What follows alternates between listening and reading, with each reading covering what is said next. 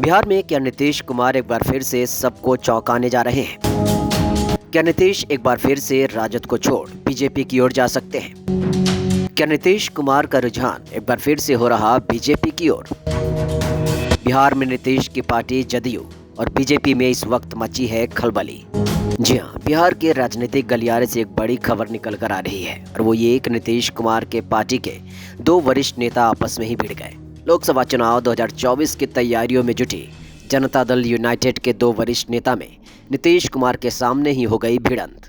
कुछ media reports की माने तो बात बढ़ते देख नीतीश कुमार चुपचाप वहां से निकलते बने। रिपोर्ट्स की माने तो जेडीयू में दरार की ये खबरें उस समय आ रही हैं जब मीडिया गलियारे में ऐसी अटकलें काफ़ी समय से लगाई जा रही हैं कि नीतीश कुमार एक बार फिर से पाला बदल सकते हैं और बीजेपी के साथ आ सकते हैं। वहीं इस बारे में नीतीश कुमार से भी सवाल किया गया जिसे उन्होंने सिरे से खारिज कर दिया। अब अगर बात करें नेताओं के बीच भिड़ंत की तो कुछ मीडिया रिपोर्ट्स की माने तो नीतीश कुमार ने पटना में बिहार की सभी विधानसभा सीटों के प्रभारियों को बैठक के लिए बुलाया और इस बैठक में भिड़ंत हो गई पार्टी के राष्ट्रीय अध्यक्ष ललन सिंह और बिहार सरकार में मंत्री अशोक चौधरी के बीच। जमुई बरबीघा में सक्रियता को लेकर अशोक चौधरी को ललन सिंह ने टोका। ललन सिंह का कहना था कि अशोक चौधरी लगातार जमुई बरबीघा जाते रहते हैं और इस वजह से पार्टी के नेताओं में नाराजगी है। ललन सिंह ने अशोक चौधरी से कहा कि अगर किसी को कहीं आना जाना हो तो वो मुख्यमंत्री से इजाजत लेकर जाए और ऐसा ही वो खुद भी करते हैं। लेकिन ललन सिंह के इस बात पर अशोक चौधरी भड़क गए। अशोक चौधरी ने ललन सिंह से पूछा कि उन्हें टोकने वाले वो कौन होते हैं। अशोक चौधरी का कहना था कि बरबीघा उनकी पुरानी कर्म भूमि रही है और वहां से उनका काफी लगाव है। तो वहीं ललन सिंह का कहना था कि स्थानीय विधायक ने उनकी शिकायत की है कि वो बरबीघा ज्यादा ही आते जाते हैं जबकि वो उस जगह के प्रभारी भी नहीं है। वहीं एक लीडिंग डेली दैनिक जागरण की रिपोर्ट्स की माने तो उसमें यह दावा किया गया है कि जब दोनों के बीच बहस होने लगी तब सीएम नीतीश कुमार ने किसी को टोका नहीं और चुपचाप वहां से बाहर निकल गए। रिपोर्ट्स के अनुसार दोनों नेताओं के बीच जमकर तू मैं हुई और फिर बीच बचाव के लिए वरिष्ठ नेताओं को सामने आना पड़ा।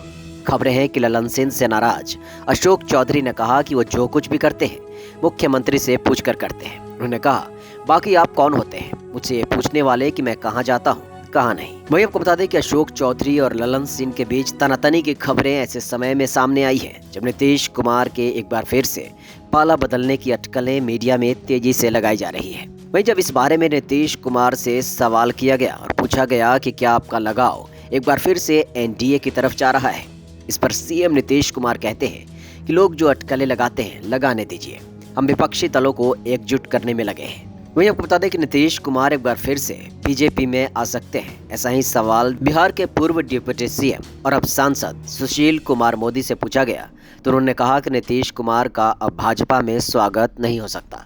सुशील मोदी ने कहा कि अमित शाह एक बार नहीं बल्कि 2 बार कह चुके हैं कि अब नीतीश कुमार के लिए भाजपा के दरवाजे बंद हो चुके हैं। हम 2024 और 25 का चुनाव जीतेंगे और रही बात नीतीश कुमार की तो उनके लिए अब भाजपा के दरवाजे बंद हो चुके हैं।